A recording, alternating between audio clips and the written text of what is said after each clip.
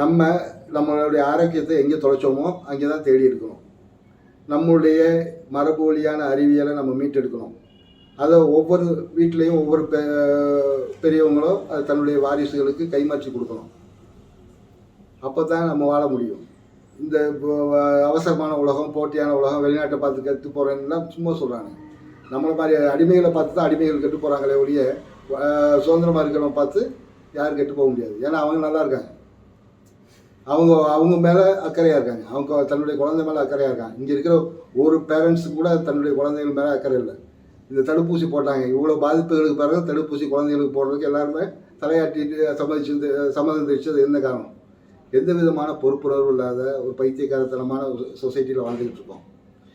இதிலேருந்து விடுபடுறதுக்கு ஒன்று அவங்க மாறணும், திருந்தணும். அப்படி இல்லைன்னா இந்த மாதிரி புரிஞ்சுக்கிட்டவங்க தனித்து வாழ்க்கை பழகணும். இவங்களை விட்டு விலகி வாழ்ந்தால் தான் இவங்க வாழ முடியும். இப்போ வர காலம் வந்து எப்படி இருக்கும்னா, ஒரு அடிமைகளுக்கும் சுதந்திரத்தை தேடுறவங்களுக்கான ஒரு காலமாக தான் இருக்கும். இவங்க 2 பேருக்கு இடையில பெரிய போராட்டம் இருக்கும். அதனுடைய விளைவுகளும் சூழலை பொறுத்து தான் அமையும். பொறுப்புணர்வோடு நம்மளே காப்பாற்றிக்கிறோம், சரி பண்ணிக்கிறோம். நல்லது.